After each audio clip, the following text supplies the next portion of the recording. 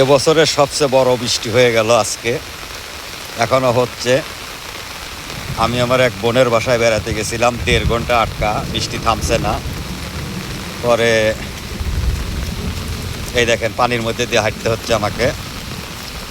এই দেখেন যেদিকে তাকাবেন খালি পানি আর পানি। এই সবচেয়ে বড় বৃষ্টি আজকের, মানে এ বছরের মধ্যে আমাদের অঞ্চলে সবচেয়ে বড় বৃষ্টি হয়ে গেল। এই দেখেন বন্যা হয়ে গেছে। এটা হলো বিশ্বাসপাড়ার হালট বলে, হাঁটু পানি। এই পানির মধ্যে দিয়ে আমি হেঁটে যাচ্ছি, পাকা রাস্তা পানিতে ভরা। সামনেই হচ্ছে পারগোয়ালপুর বাজার।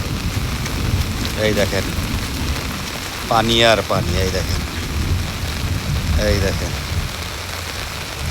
একটানা 1.5 ঘন্টা চলছেই। এখন একটু কমছে, কিন্তু বৃষ্টি শেষ হয়নি।